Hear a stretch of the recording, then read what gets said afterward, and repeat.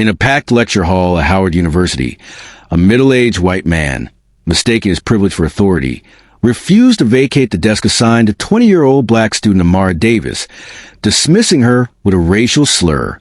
Seconds later, Amara's swift response, backed by her professor and classmates, turned his arrogance into instant regret, exposing bias and sparking a campus-wide movement for accountability. Amara Davis, a junior at Howard University in Washington, D.C., was a rising star in political science, known for her sharp intellect and quiet determination. Born in 2005 in Atlanta, Georgia, to a high school teacher mother and a firefighter father, Amara grew up in a close-knit community where education was paramount. She excelled in high school, leading the debate team and earning a full scholarship to Howard, a prestigious historically black university. By 2025, she was a third-year student, majoring in political science with a minor in African American studies, aiming for a career in civil rights law. Her leadership in the Black Student Union and her volunteer work at a local legal aid clinic earned her respect among peers and faculty. On a brisk October morning in 2025, Amara arrived at her 9 a.m. constitutional law class in Locke Hall, a course taught by Professor Evelyn Harris, a renowned scholar on civil rights.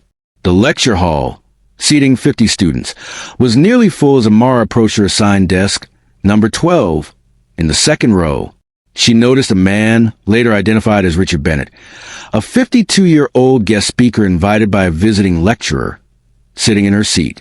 Bennett, a local businessman and alumnus, was there to discuss campaign finance laws, but had no official role in the class. Amara politely informed Bennett that he was in her assigned seat, showing her syllabus with the seating chart. Bennett, looking up briefly, responded dismissively, "Find another seat, girl. This one's taken." When Amara pressed, citing the professor's strict seating policy, Bennett's tone turned hostile. He muttered a racial slur under his breath, loud enough for nearby students to hear, and added, "You don't belong in this class anyway." Gasps rippled through the room, and several students began recording on their phones.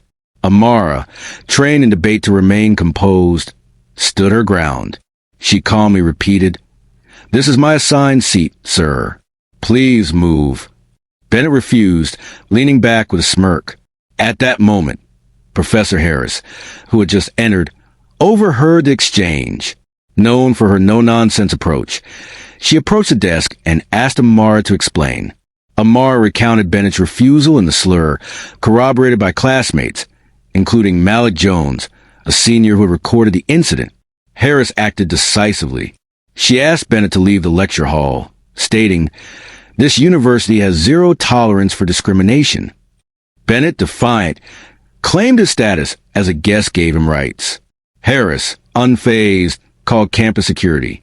Within minutes, 2 officers arrived, escorted Bennett out, and barred him from campus pending an investigation. As he left, students applauded Amara, who remained poised, taking her seat. The incident, captured on Malik's video, went viral on X, amassing 3 million views in 24 hours.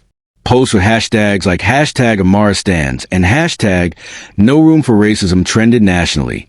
The video showed Bennett's slur and Amara's calm response, earning her praise as a model of resilience. Local news outlets, including Wusa 9, interviewed Amara, who said, "I wasn't fighting for a desk. I was defending my right to be here." Howard's administration responded swiftly. President Dr. Marcus Wayne issued a statement condemning Bennett's actions and launched a formal inquiry. Bennett, a donor to the university's business school, faced immediate backlash. His company, a real estate firm, lost 2 major clients within days, and he was uninvited from future alumni events.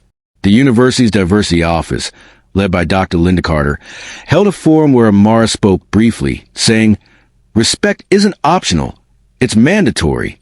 Bennett issued a public apology via a local paper, claiming stress and miscommunication led to the behavior. Public sentiment, however, was unforgiving, with ex-users calling for accountability. The university's investigation, completed in a week, found Bennett's actions violated its code of conduct, permanently banning him from campus. His firm's stock dipped 10%, and he stepped down as CEO, citing personal reasons. Amara's response galvanized the campus. The Black Student Union, with her leadership, organized a Reclaim Our Space campaign, hosting workshops on confronting bias. Professor Harris incorporated the incident into her curriculum, using it to teach on First Amendment limits and civil rights. Amar's classmates, including Malik, started a petition for stricter guest policies, gaining 5,000 signatures. The incident sparked broader change. Howard revised its guest speaker protocols, mandating background checks and diversity training. The university's board allocated $500,000 for anti-bias programs, inspired by Amara's stand. Community leaders, including the NAACP, invited Amara to speak at a D.C. rally, where she said, "One desk became a symbol of our fight for equality." Amara's family supported her fiercely. Her mother, Karen, a teacher, shared the story with her students, emphasizing resilience. Her father, James, a firefighter, attended the rally, proud of Amara's courage.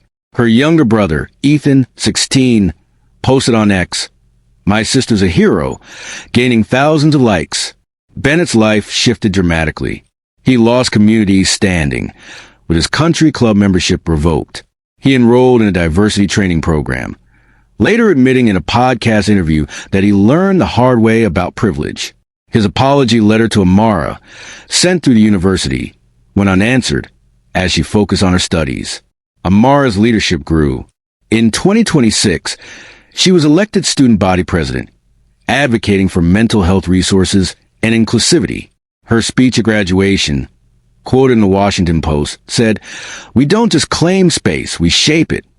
She interned at the ACLU, paving her path to law school. The story became a case study in universities, teaching on confronting bias. Howard's reforms influenced 20 HBCUs, adopting similar policies.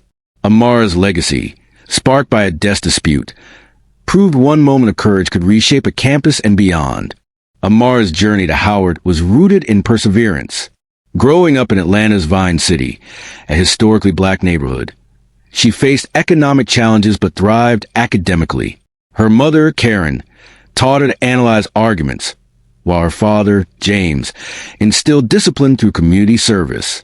Amara's debate team won state championships, earning her Howard Scholarship. On campus, she balanced 18 credit semesters with BSU duties, mentoring freshmen and organizing voter drives. Professor Harris was a legend, a 1980s Howard graduate. She litigated landmark civil rights cases before teaching. Her constitutional law class, a prerequisite for pre-law students, was rigorous, with Amara's essays earning top marks. Harris's seating chart, designed to track participation, was non-negotiable, making Bennett's refusal a direct challenge. Richard Bennett's presence was unusual. A 1990 Howard graduate, he ran a real estate firm with $50 million in assets. Invited by a visiting lecturer, Dr. Paul Reed, to share insights on campaign finance, Bennett had no academic role. His firm had donated $100,000 to Howard's business school, giving him a sense of entitlement. His prior interactions with students, noted in a faculty memo, included condescending remarks, though none were formally addressed. During the confrontation, Amara's debate training shone. Her voice, steady despite Bennett's slur, reflected hours of practice in handling hostility. Malik Jones, the senior who filmed, was a journalism major with a knack for documenting campus events. His video, uploaded to X at 9:15 a.m., captured Bennett's smirk and Amar's response. "This is my seat, and I belong here." Classmates, including Sarah Lee, a pre-law student, corroborated the slur, providing statements to security. Professor Harris's intervention was swift. A civil rights expert, she had faced bias herself and tolerated none. Her call to security, logged at 9:10 a.m., brought officers within 5 minutes. Bennett's removal, witnessed by 40 students, was a turning point. As he was escorted out, Malik tweeted, "Racism just got schooled to Howard," sparking 10,000 retweets. The viral video's impact was immediate. By noon, it reached 1 million views, with hashtag AmarStans trending globally by noon.